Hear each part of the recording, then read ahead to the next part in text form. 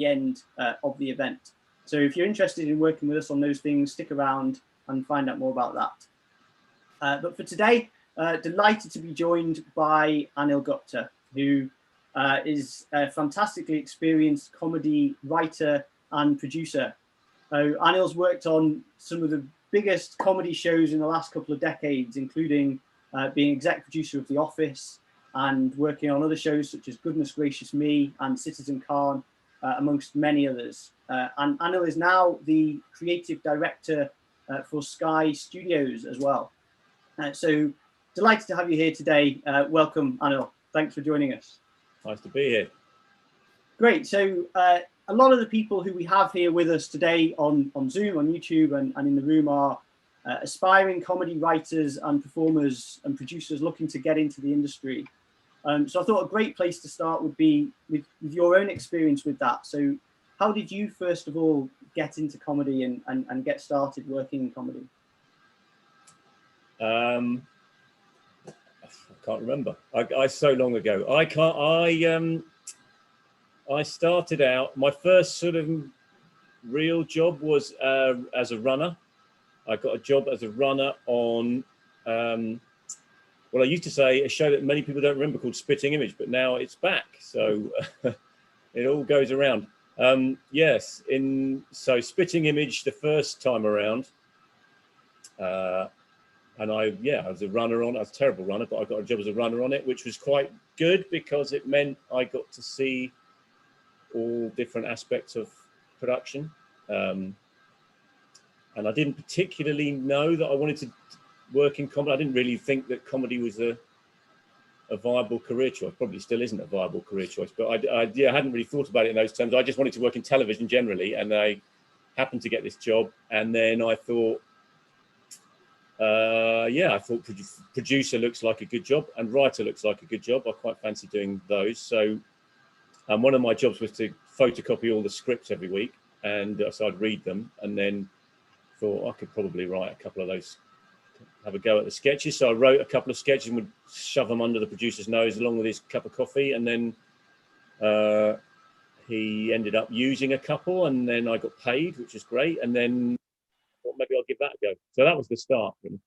Yeah. So the key thing there was you were in and around the people producing the shows by being a runner, I suppose. And then, went from there.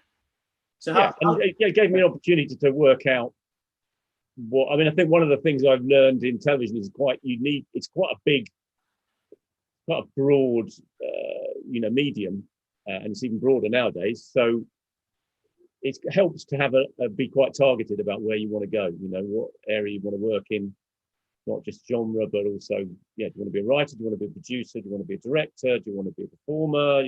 There are various combinations of those things you can do, obviously, but certainly when I started, I didn't have a clue, and that wasn't very helpful.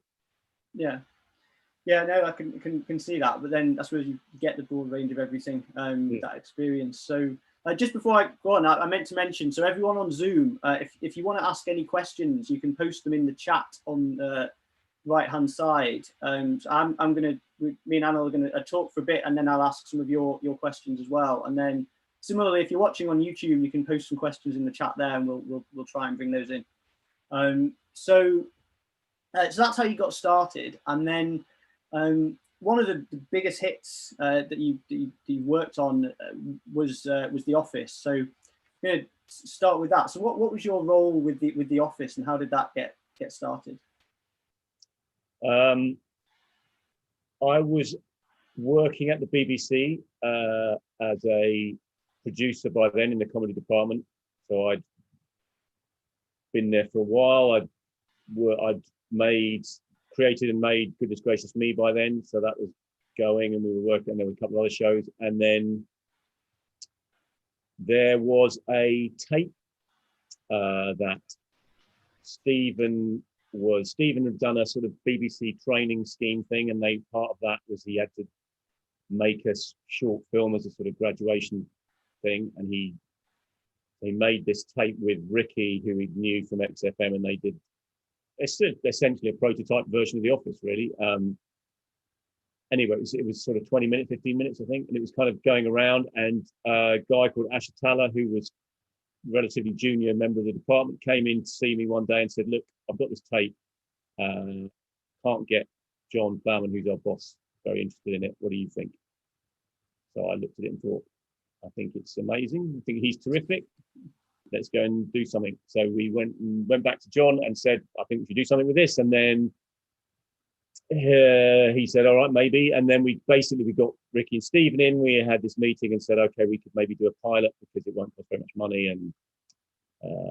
And they wanted to direct it themselves. And John wasn't keen on that because he didn't know who they were. They just walked in off the street. And so that got a bit sticky. And in the end, I said, well, I'll tell you what, I'll direct it, the pilot, because then we got on all right. And anyway, we had a good relationship. So they said, all right, fine. So I directed the pilot, and then the deal was when we got the series, we switched roles. So yeah, I kind of was there, and then I stepped back and I produced it with Ash, and there you go, the rest is history. Wow, it's a good job you liked that tape that was sent in. Otherwise, we'd have all been deprived of. Yeah, well, someone else would have found it. I mean, it wasn't like I was the only person who could have seen the potential. I think quite a few people would. It was going around, and I think quite a few people thought this is something. But it just so happened, one of those things. Just so happened, and I think they'd seen some of the stuff I did, so they quite liked it. And they were. I think they'd done the reason they were quite sort of wary was because they'd done a pilot they'd just done a pilot prior to that with Channel 4. I think it was called Golden Years or something, and it was a sort of about Ricky plays like a David Bowie fanatic who kind of has all the Aladdin Sane makeup on, and anyway, I can't remember exactly how it goes, but they've got this pilot with Channel 4. Channel 4 had put them with a production company to make it. And when they were making it, I believe, this may not be true, but as I remember it, they didn't really get on with the people in the production company, and the director, and at some point Steve got thrown off the set because he was, giving his opinion, and then Ricky got very jumpy, and anyway, it was the whole thing was an unhappy experience, and they were therefore slightly wary, and I think, I managed to reassure them that it would all be fine. So lucky. That was lucky, wasn't it? Yeah. Amazing how things turn out. So on what we're talking about The Office, I had a couple of questions coming in advance, and one thing a few people asked was around mockumentary style content. So obviously, the mock doc was very original when it was done. The Office, it was kind of it was new and it was an exciting format. And it's been done quite a lot since then. And are producers and commissioners still looking for or interested in mockumentary style content, or would you advise people who are kind of looking at that to maybe think of something else, a different approach? Yeah, I don't know. I mean, I think it wasn't new. I think, there were other things around. There was a show called Operation Good Guys, which Hugo Blick had done a couple of years before, which was a mockumentary. And used a lot of the similar sort of that mockumentary techniques. It was one of those things that just happened to be, there were lots of documentaries, those fly on the wall documentaries around the time, what became sort of reality television, really. So it was a form that was kind of ripe for sending up in that sense. But also, we had a lot, when we were making the show, we had a lot of, chats, a lot of creative discussions, usually in the pub after a day's filming, about whether or not, if this was really a documentary, would you be able to do that? Would you have been able to get that shot? Because in fact, if it happened in real time and you only had one camera, you'd never blah, blah, blah. Would you be able to have a cutaway? And the start, there was quite a lot of soul searching and angst and about, I don't know. Ricky and Steve were very much about being authentic and real, and actually in the end we realized it doesn't matter, nobody cares, right? It's reality television isn't reality television, it's all made up, it's all, a lot of it's staged. They make people do stuff again because they didn't get it, so it's not really a documentary in this purest sense. And and people get hung up on it. So I wouldn't get hung up. Basically, I'd say I wouldn't get hung up on the format. It's a lot of that stuff that we did with The Office fed into other shows like Modern Family. You can argue looks like The Office in a way, but is it? It's not a documentary. I mean, they're not pretending to be making a documentary. They're just using those pieces to, talking heads pieces to camera, because they're very useful in telling stories, because you get to say, particularly in comedy, because you can play the juxtaposition of what people are telling you happened and what happened, or what they think happened, their views of the world. So that kind of disconnect between how people see the world and how the world is. And people have been doing that in film and television, since ever was. So yeah, I sort of think there's nothing new, and things go around, and don't worry too much about it. I think all I would say is don't let the form lead the content, really. The Office isn't really a show about a documentary. It's, that just happens to be the medium that we've used. Yeah, no, I think that's great advice. Yeah, and we've seen things more recently, like People Just Do Nothing, and a number of other things that have come through and done it in a slightly different way, but still using that approach. So, okay, well that will make sense. So I want to now move on to Goodness Gracious Me. So you said this was before The Office, but this was one where you were quite involved in bringing that, in getting that started and bringing that through. So could you tell me a bit more about what happened there with Goodness Gracious Me, and how that got to become what it is? Yeah. Again, so I was at the BBC. I was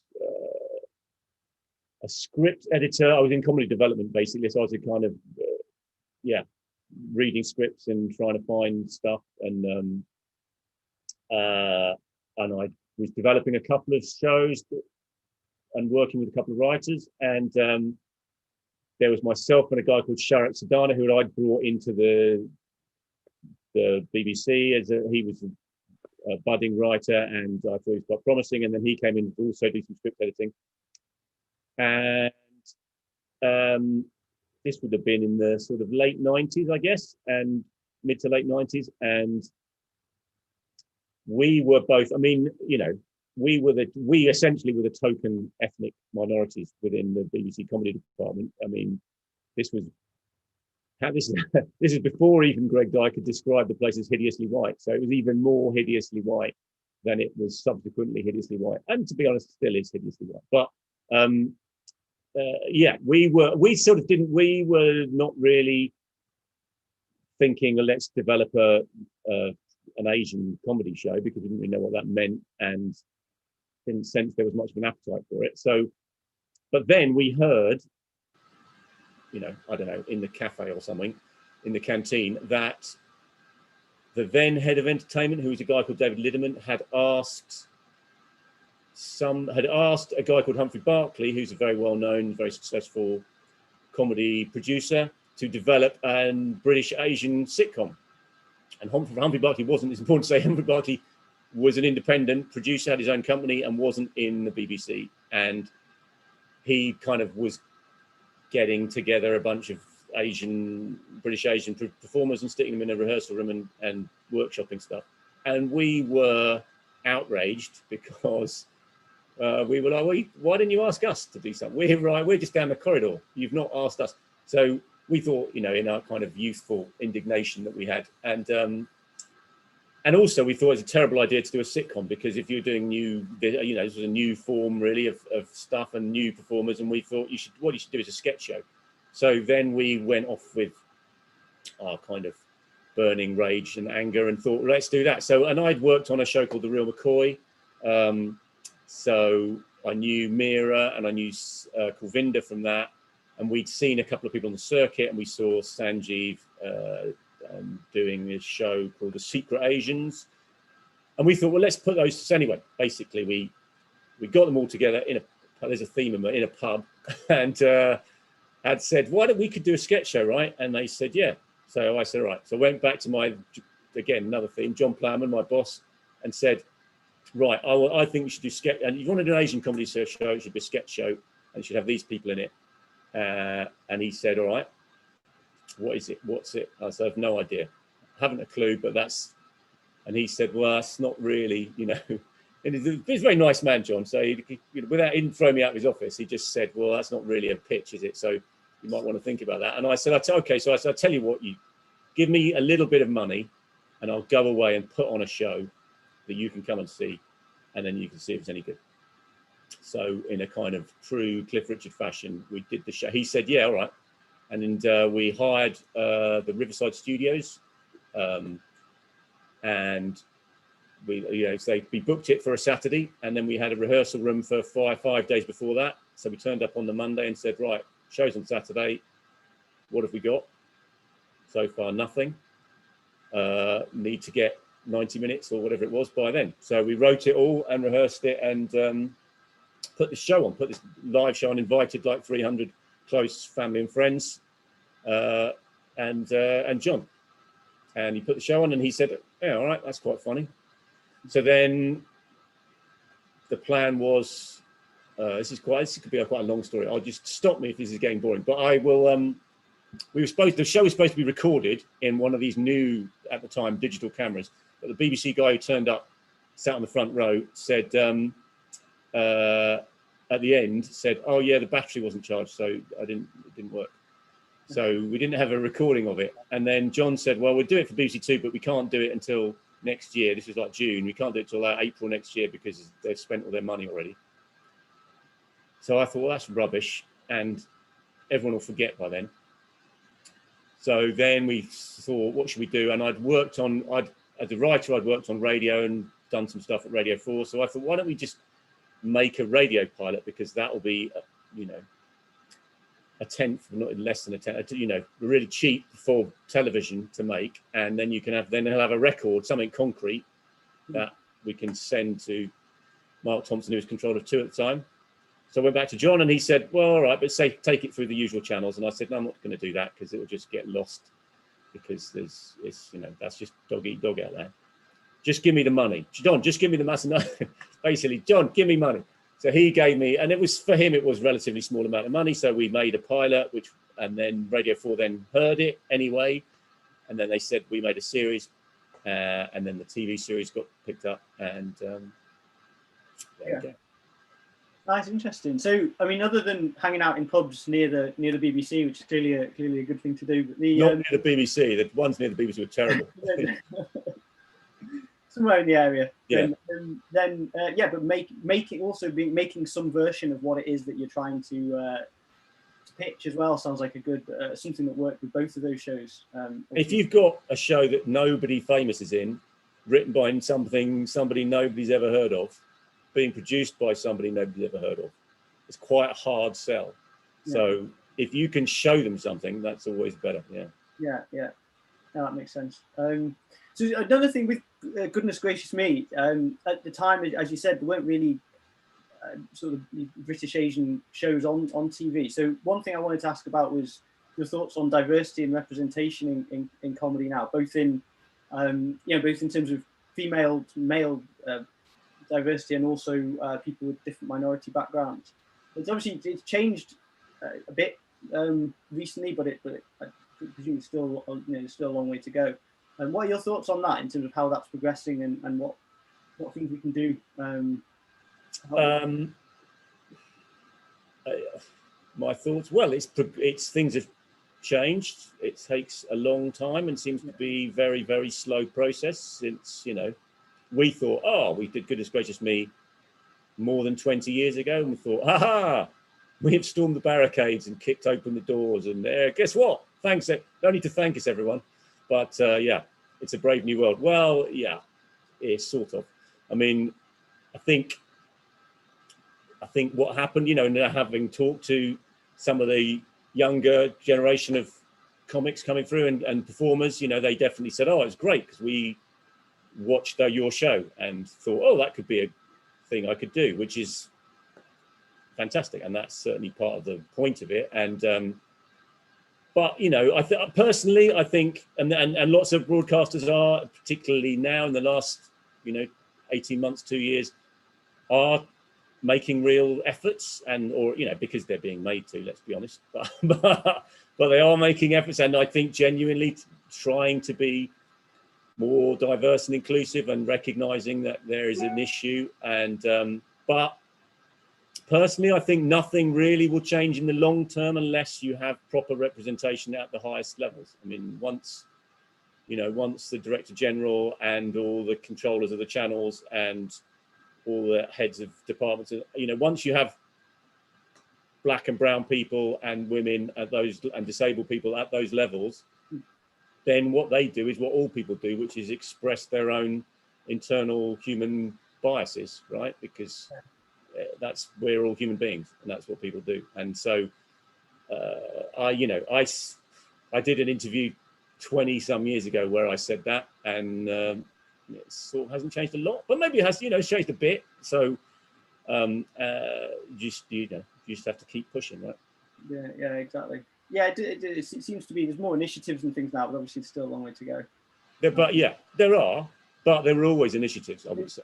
There were initiatives. I joined the BBC because of an initiative. I think they rang me up. I was writing, and they rang me up and said, or somebody rang me up and said they'd heard my name on the radio, and would I be interested in being a trainee, doing this 6-month traineeship at the BBC as part of a ethnic minority, diversity initiative.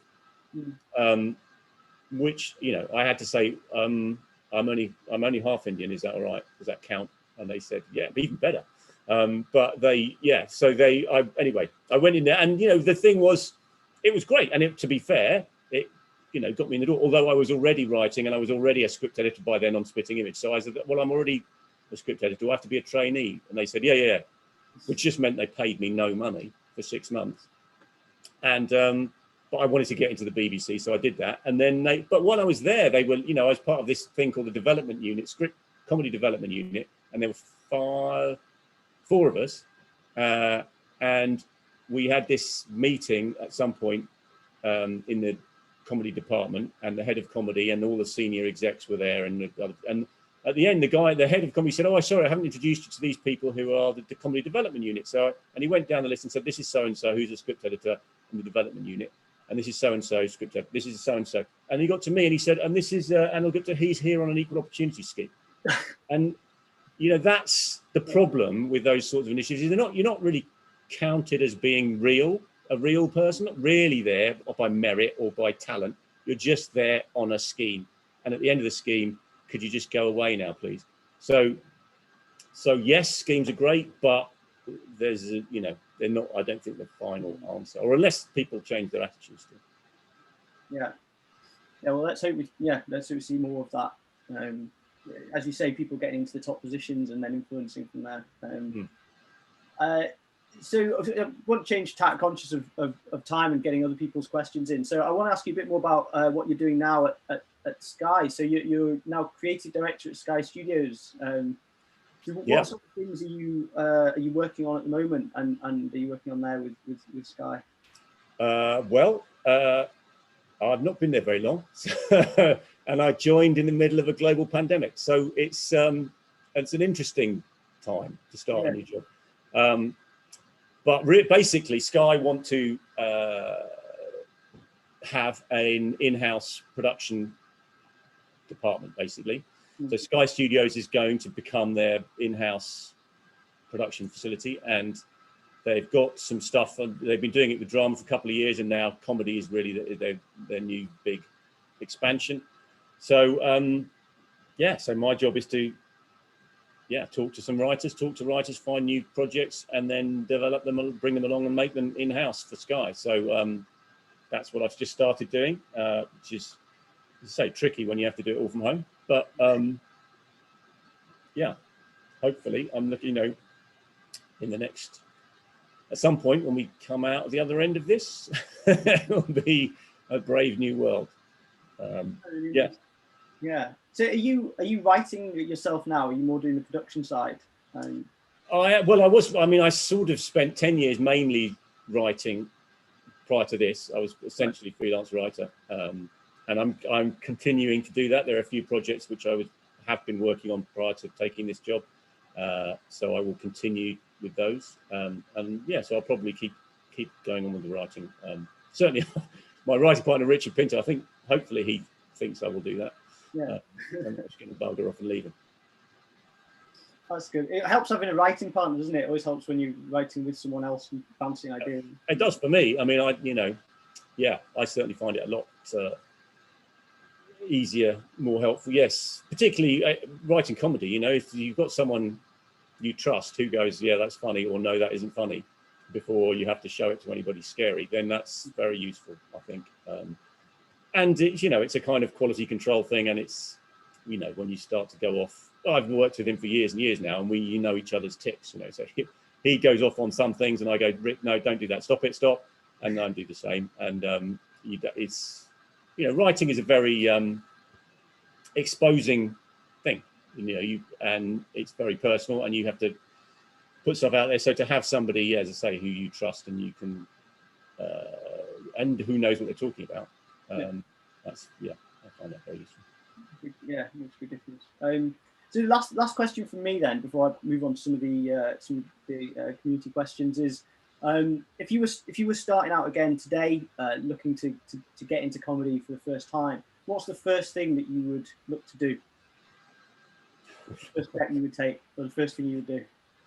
Oh God, I don't know. I mean, the thing is, it's in some ways amazing world now, because there's so many different avenues that you can do. It's so accessible to put your stuff out there.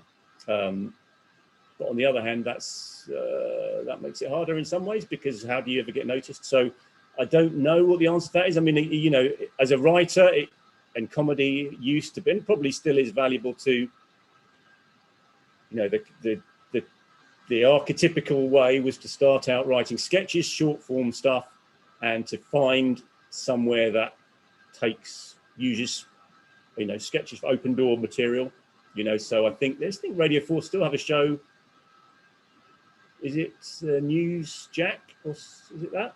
Yeah, News Jack still goes. Yeah, so I think they still. So that, I mean, the equivalent of that for me was Weekending, that used to run, and I remember getting some advice. In fact, the producer of Spitting Image said, "Well, what you need to do is go to Weekending," and I thought, I don't even know what that is. And he said, "Right, it's a Radio 4 show, and you have to go and they take material. So if you go along and write stuff topical, topical shows are great because they require huge amounts of material, and their churn is enormous, and every week they want more and more and more. So that's a good way. And again, you don't have to particularly like the show. I mean, that's another thing, because if you're starting out as a writer, the first rule is make some money, right? So find somebody who'll buy your stuff. That's pretty good sign that you can do it. And then so that means you have to learn how to write to a brief. You have to listen to the tone of the show, tailor your content accordingly, learn how the structure works, learn about editing your material. That's all really valuable skills that and probably the best way to do it is just on the job. And actually what you find still is that people who can do it aren't that plentiful. It's comedy is quite a seemingly strange world, where it's a strange community. And actually, if you can do it, if you can write funny, then people will snap your hand off, not bite your hand off, but it's a rarer talent than I think people imagine.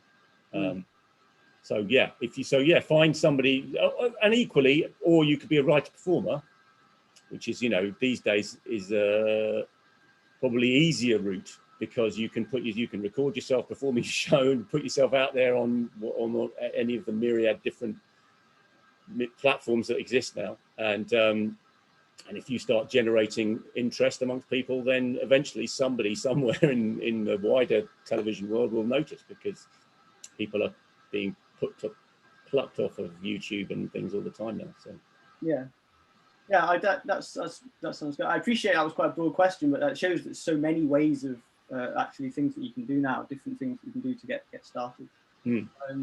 So that's great. I'll start jumping into some of the questions then people have asked in the chat. So Chris Longdon asked if you've ever felt a pull towards comedy drama and what your view is on the differences between writing straightforward comedy and comedy drama. Yes, I have. I've written, in fact, a comedy drama series which was on the BBC, I don't know, 10 years ago. It's called Mutual Friends. Had Xander Armstrong and Mark Warren, Keely Hawes, Sarah Alexander. Massive hit. Obviously, I can see from all the faces nodding. Yeah, it was good. I thought it was a good show, but it didn't. But the problem with comedy drama, one of the many problems with comedy, is that, well, certainly at the BBC, drama make comedy drama because it's hour-long format. So the way that their business models work is that comedies are half hours, and they have the monies to make those, and anything that's 60 minutes or longer comes out of drama. So if you want to make a 60-minute show, it will go through drama. And then the thing about drama people is they're very, very nice, but they're not funny, and they don't really understand anything about jokes or why you have jokes. I mean, you know, if you're sitting in a script meeting and then the senior exec goes, I don't really understand this line here, what's this? And you have to say, that's a joke. And they go, oh, then you think, right, this is going to be tricky. So, and that's sort of still the case, although those boundaries, I don't know what it's like at the BBC now, but certainly within Sky, those boundaries are more blurred. And so I think, yeah, so I'm a big fan of comedy drama. But there are two sides coming in different ways, you know. So drama think that a drama with a couple of jokes is a comedy drama, and comedy think a comedy that got a bit longer is a comedy drama. So yeah, but yes, the short answer is yes, I do like comedy drama, and I'd love to do some more of them. Okay, great. So move on to another question from Lee Patty, just asking to expand on what you mean by don't let the form lead the content. I think that was when we were talking about mockumentaries. Yeah, yes, I suppose it's just don't get hung up on what kind of a show it is. You know, is it a single camera show, a multi-camera show? Is it a mockumentary? Is it you know, whatever? Yeah. Ultimately, you know, if you're making a longer form narrative show, i.e. not a sketch show, then it's about the stories and the characters fundamentally. And you know, if you think, oh, actually we could do this as a mockumentary, that's okay, fine, but don't get hung up on that. Don't think, oh no, well, it's got to be a mockumentary, and if they're not fashionable, then it won't work. You know, don't worry about that. Okay, cheers. So I'll move on to another one. So Jolene White, a couple of people asked about your role at Sky now. So Jolene says, we talked briefly about what your role is, but are you open to script pitches from unrepresented writers? Sorry, the writers without agents. Well,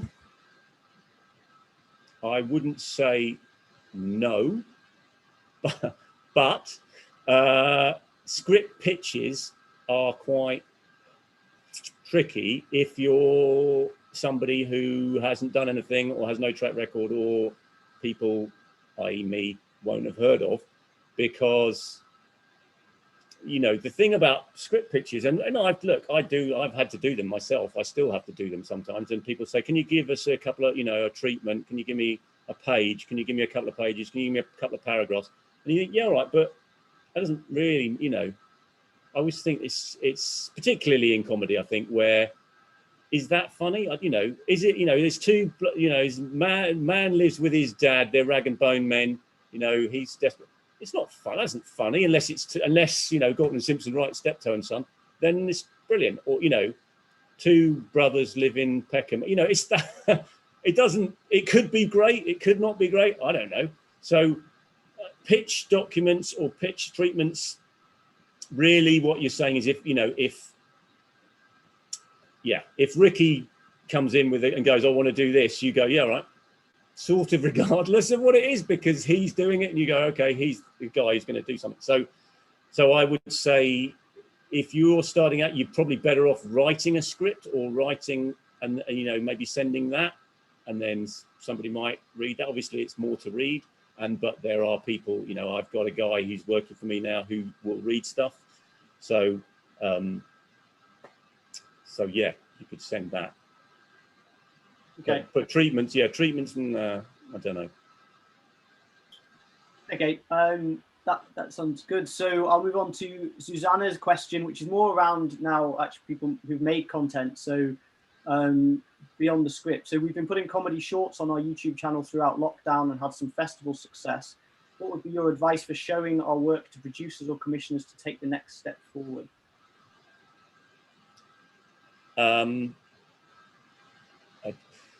In terms of what should you show it to them, or what? I mean, I think more how to get your, I suppose, to get your sketches and your videos put in front of producers and commissioners. I think is sort of to actually get. I don't. Well, I get. I mean, I would say the main thing is, yeah, try and get it in front of as many people as possible. So, if there's stuff on YouTube, then look, I'm too old to really know about this stuff, but the hows of dealing this. But I would imagine the best thing to do would be to try and get your hands on as many of the emails of as many of these people as you possibly can, and then email them the link to your thing and say, when you've got 5 minutes, click on this link. And they might not do it, but they might have somebody else who does do it. And that's, you know, it's usually somebody walks into somebody's office and goes, oh, I've seen this funny thing. And then they go, oh, all right, and have a look. So, yeah, send it out. You know, I mean, most production companies will have, you'll get an email somewhere that you can find, I'm sure, and, you know, ping it out. Send it out, yeah. Shameless plug, but if you enter our shorts competition as well, then you'll get seen by and get shortlisted. You'll get seen by industry judges that way with your content. So, few different things out there like that. So. What else have we got? So Katie, as exec producer, how much of a say do you get in the editing process? Depends on the show. So, you know, if it's my show and I've created it, like, so goodness gracious me, all of it, I'm basically complete editorial control. The Office, some, you know, Ricky and Steve would do a first pass. We would then go in and do notes, and then there'd be a, you know, free and frank exchange of ideas, and then they fucked off and did whatever they wanted. No, then we would, you know, come to a reasonable. No, basically, yes. So we had some input, and sometimes you're all gun for hire. I've been, you know, if you're a producer, you're brought onto a show, then oftentimes the creator of the show will be there, and they would have probably more input than you do, but so it varies. It depends on the project. Yeah. Okay. So another one from Helen Colby has asked, what's your advice for looking for a mentor to develop ideas material further? I don't know really. A mentor. Yeah, I don't really. I'm not going to be very helpful on this one. Yeah. I don't. Yeah, I suppose. I mean, mate, I just send stuff. You know, if you've got material, send it out, and if somebody likes it, they might, you know, call you up and say, "I really like this, and let's, you know, what have you done?" And you go, "Nothing." They say, "All right, well, let's have a conversation." You know, maybe that's the way you. I don't know that you can find a mentor before you've got anything, because I don't know who those people are. You need something to excite in the first place. I mean, I would say that if you identify who you're kind of the type of people you'd be looking for as a mentor, if you can reach out and just, I suppose, ask the question, ask for advice. Say you're working on this and you're looking, you really admire them. You're looking for someone who you can chat to, and you know, might say no, but that's one thing you can do. And the other thing is I'd say is building up network. So, like, you know, the more people you get to know, they might know someone else, and then one of those people might be the ideal person you're looking for. So yeah, that's from my experience the sort of thing I would recommend. So cool. So I'll see what else have we got down here. Keep going through these questions. We've got quite a few now. What would be the best way to approach you with a completed film, or would it have to be a script only? So I think this is talking specifically about approaching you now. What sort of things are you looking for? Is it script or is it film? And how would someone approach? Well, scripts mainly is what I'm looking for. I mean, completed film in the sense of looking for someone to distribute a film or pick up a. I mean, like a video shot, a shot video, as opposed to like a script. I assume. Well, I mean, I'm happy to look at stuff as a sort of kind of calling card, or as it, that. I mean, Sky. I mean, the previous model of Sky was, which still is there, is they have their commissioning. So John Montague and Toulouse, and they have their commission box. So they will commission stuff or pick up stuff from independents. So that's still happening. They're not stopping doing that. So you can go through that channel and send stuff in that if you've got a show that's already existed or that you've made and you want to offer to Sky, that's fine.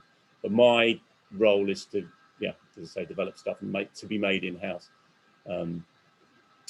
So yeah, but if it's this thing that, like as we were talking before, if it's like a YouTube link thing or something, I can just watch and it gives you a sense of what the show is or what the script is or what the talent is, then that's fine. Okay, so then another question. So Linda Kennedy's asking, is there still space in the TV universe for self-contained sitcom, or has streaming changed how we watch to such an extent that a sitcom with an overarching arc that drives watching the next episode is an easier sell? Wow. Good technical question. Yeah. That is, that's sort of, we've gone on to advanced now. This is the advanced course. I don't know. That's such a good question. I don't know the answer. I would hope, for my own sake, apart from anything else, that self-contained, traditional form, self-contained sitcom isn't finished, because I like it. And but it's certainly true that the received wisdom is that the way the people consume television now is it, we're in the post Netflix, Amazon box set culture, and everything, the perception is that everything does need to have this kind of series arc, cliffhanger, narrative thread. I don't know. I don't know if that's going to be I suspect that won't be, a kind of blanket rule, and that, all you need is the next thing to come along that disproves that, and then everyone will say, oh yeah, it's fine, we can do those again. And to an extent, it's a bit like, the same argument has been made about multi-camera studio sitcom, where people say, well, no, but nobody watches that anymore, it's dead, it's old-fashioned. I've sat in rooms with commissioning editors where they've said young people don't even understand that form, and at which point I usually say, well, that's interesting, because my children only watch Friends, and they weren't even born when that show finished, and they don't seem to have a problem understanding it. So obviously that meeting then didn't go so well, but that's what people say, things like that all the time. That's dead, that's finished. And you go, well, until the next big hit that comes around, and then you'll change your tune. So, but at the moment, yes, that is the current climate. People think you can't make multi-camera studio sitcom, and that traditional self-contained sitcom is perhaps not the most fashionable.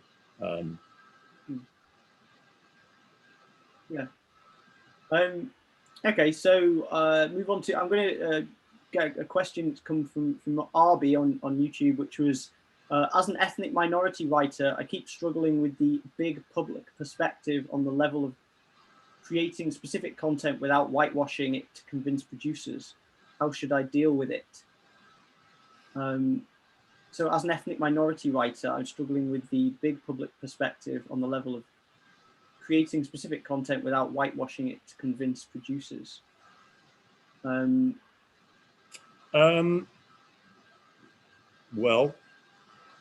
okay.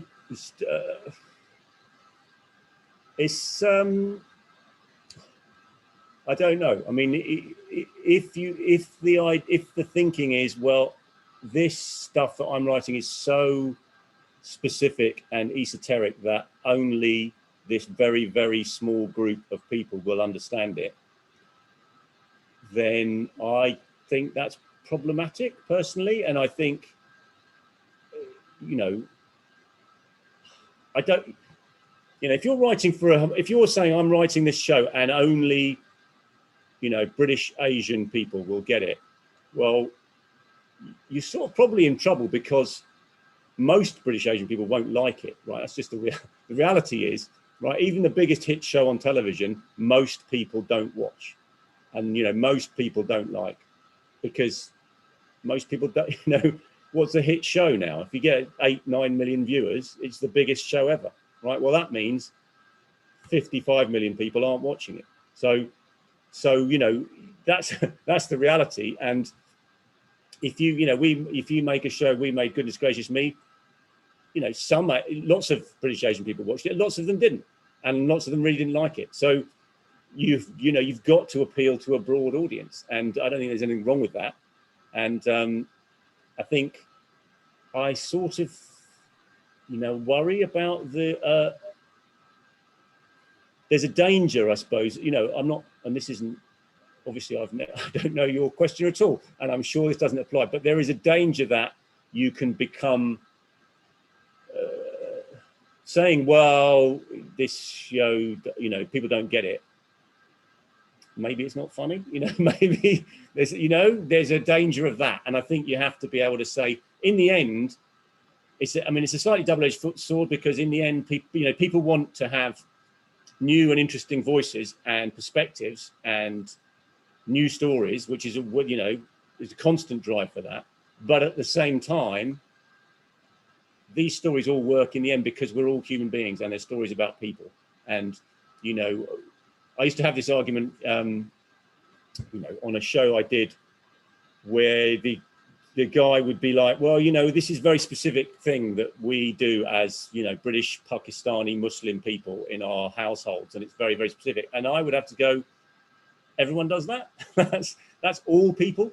You know, you think it's specific to you because that's you, but actually, if you go to somebody else's house where this world, you know, in this world, and there's that father and this daughter, the same stuff is happening. So there's kind of the stuff that goes on the top, the you know, like the dressing, the cultural dressing, but fundamentally underneath, you know, the reason why, you know, plays written by some guy 400 years ago are still relevant is because they're about human beings, and that's what those interactions are, sort of permanent and timeless. So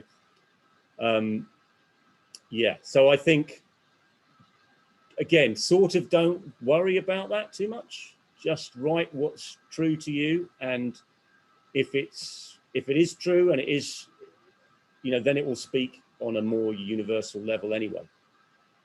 Yeah.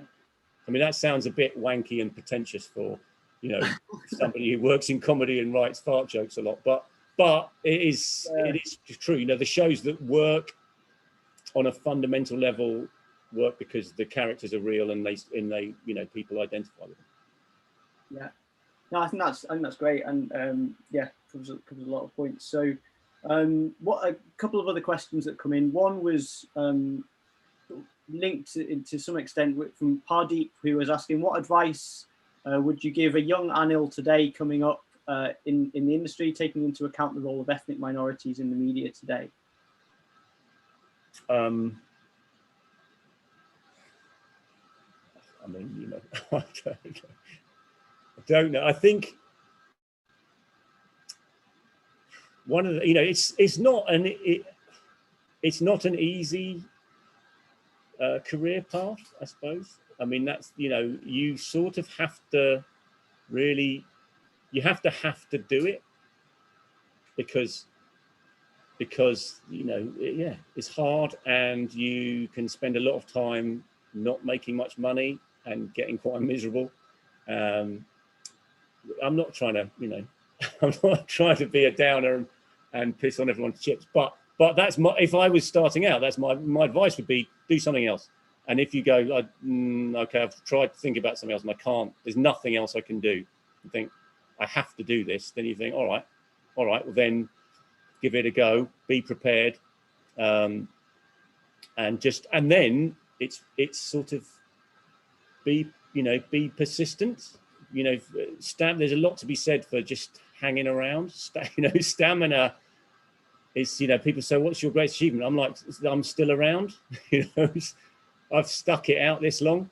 So it's yeah, it's great. It's great when it works. There's a lot of crap along the way. It's not, but if my kids wanted to do it, I'd think, well, there are more secure jobs you could do, with more benefits and things. Yeah. So yeah, it's I don't know. That's probably not the most inspiring thing that I could have said, but it's, I once did an interview years ago and they said, what do you ever think about doing anything else? And I said, yeah, all the time. And they went, oh, why is that? I said, because it's quite hard. And I mean, this was a few years, it's like 15 years ago or something. And they said, and I said, yeah, I sort of think there's a quote often attributed to Churchill, I think, but then most quotes are attributed to Churchill. But he was asked about democracy. What do you think of democracy as a system of government? And he said it's the worst possible system of government until you consider the alternatives. And I sort of think that about my career. This is terrible. Oh wait, everything else would be worse. It's like Joe Biden, really. Yeah. We have to have a mention in there somewhere. Yeah.